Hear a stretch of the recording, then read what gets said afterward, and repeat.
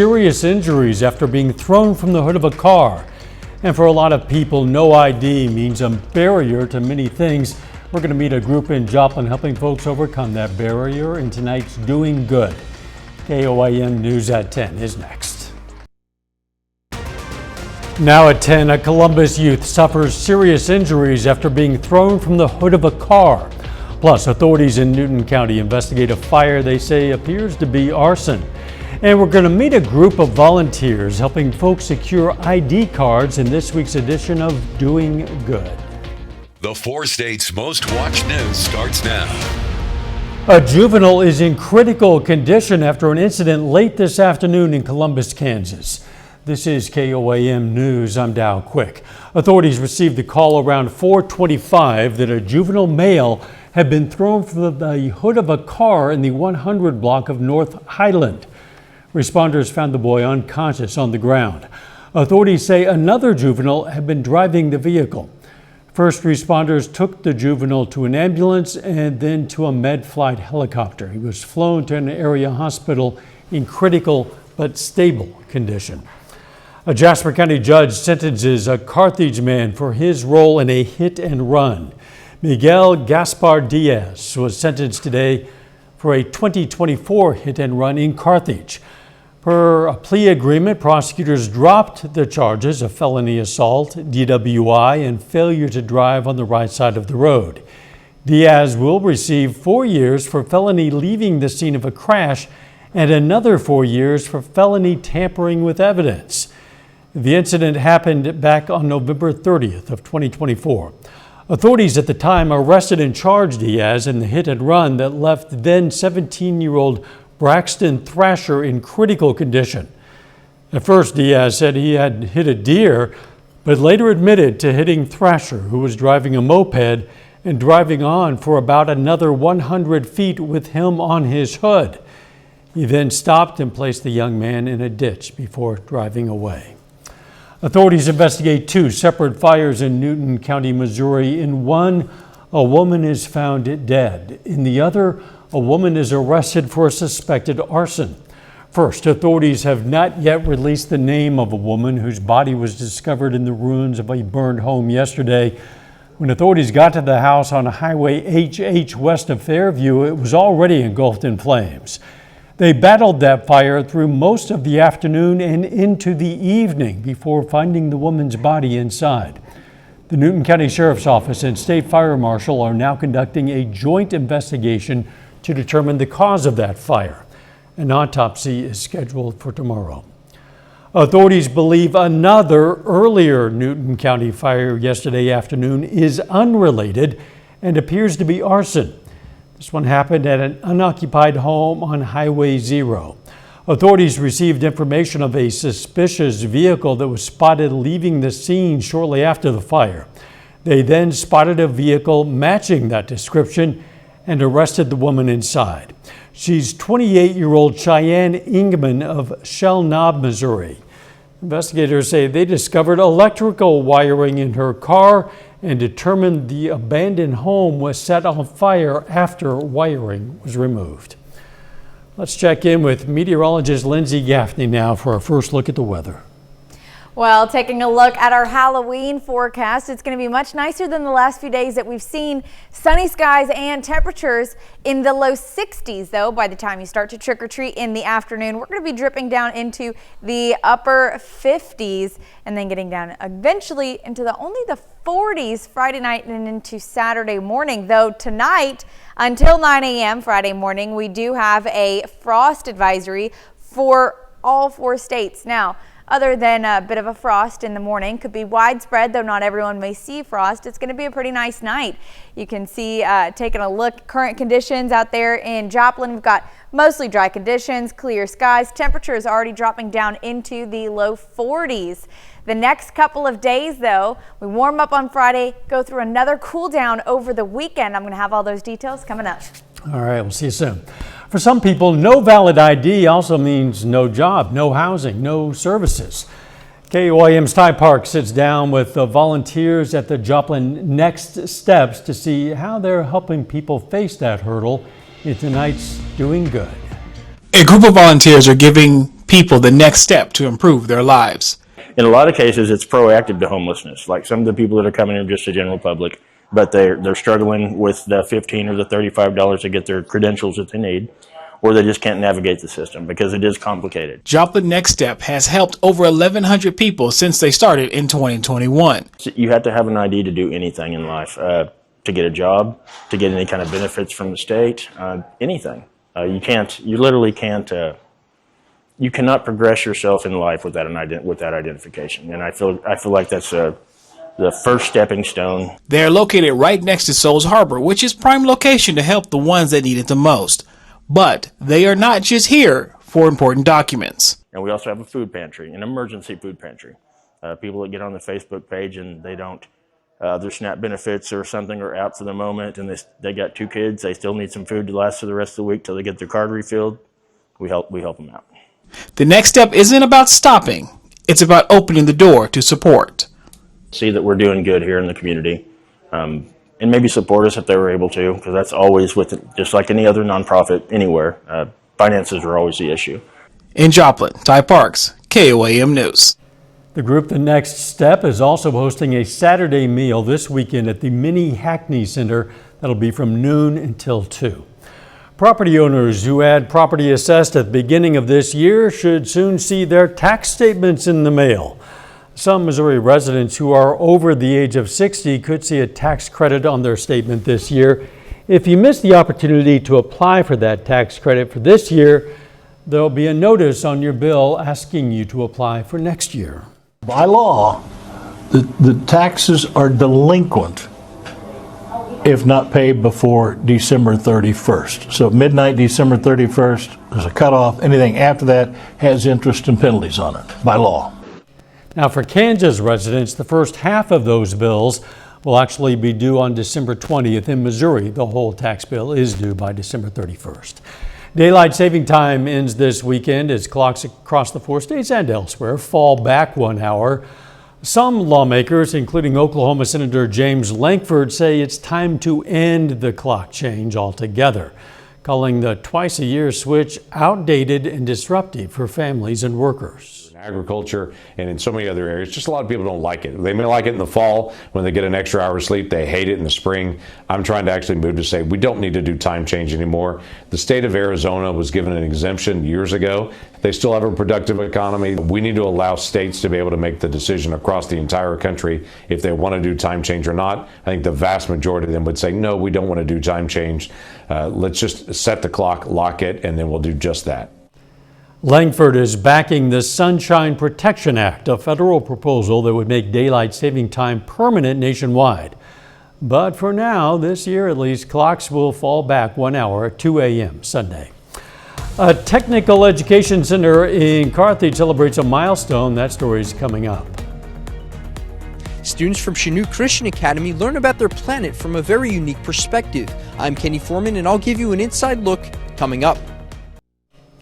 5th and 6th graders at Chanute Christian Academy got a unique perspective of the planet we all call home.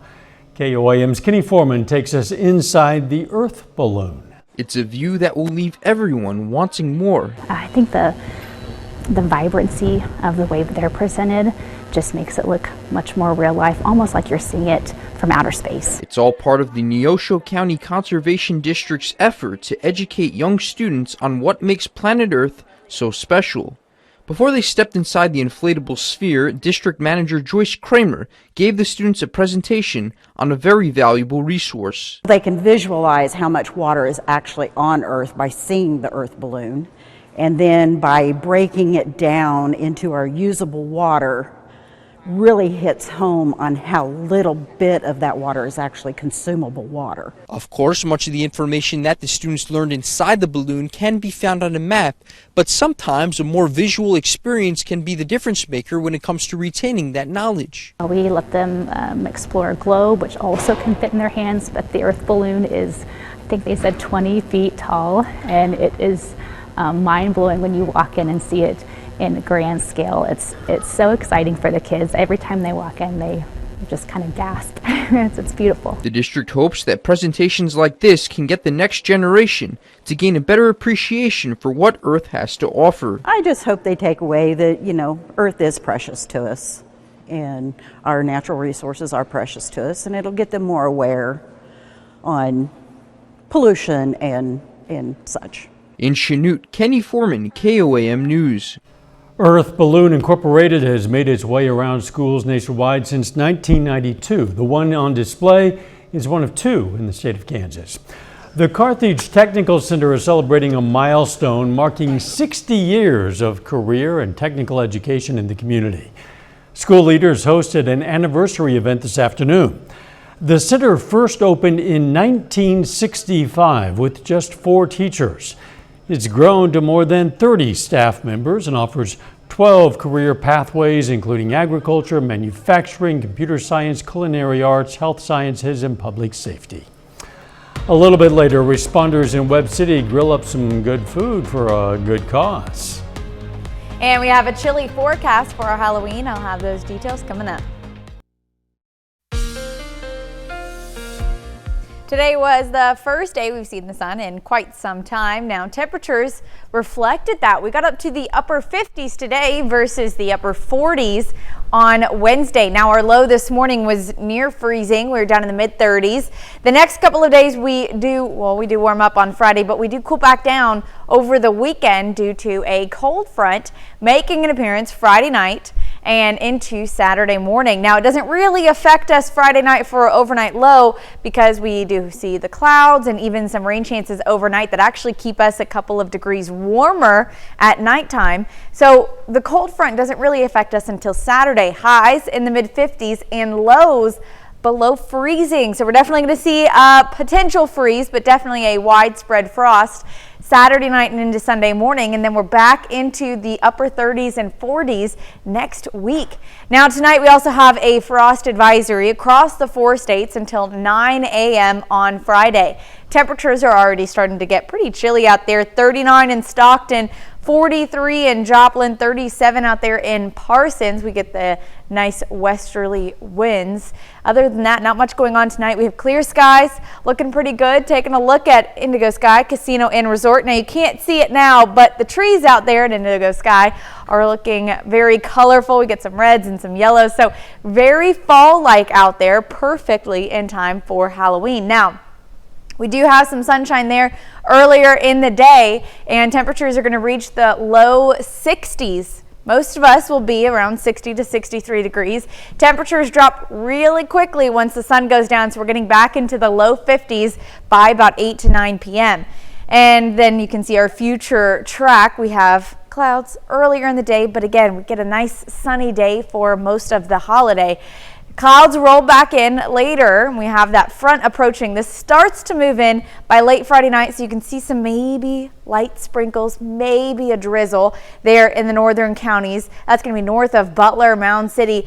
It all pushes closer to the Springfield side and more central and southern Missouri. Now, we won't see any rain chances until early Saturday morning, so this is about 3 to 6 a.m., but you can see most of us are going to stay dry. Even you can see a lot of green, but only the darker areas, maybe near Lamar, north of Parsons, out there near Independence, could see some light showers to a drizzle. And then the storms really kick off once it moves into Arkansas, out of our area, so we won't have to deal with that. And then we're back to pretty nice conditions following that for another week. Now, temperatures tonight are going to be dropping down into the low to mid 30s, 33 in Carthage, 31 in Lockwood, 34 in Chanute, but 36 out there in Joplin.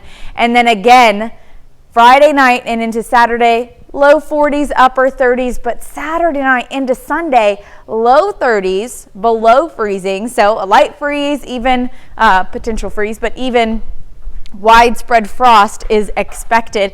And then we go back into the 60s and even 70s next week with overnight lows in the 40s and 50s. So this is just a brief taste of winter, I would say, and then getting back into the fall season next week. And I'm loving the fall season. Oh yeah, me too. Thanks, Lindsay. Still ahead, the Pittsburgh Purple Dragons look to punch their ticket to the state tournament against DeSoto. Highlights from their match next. And it's the start of Kansas high school football playoffs with 4 local teams starting their quest for a state title. Those highlights coming up in sports.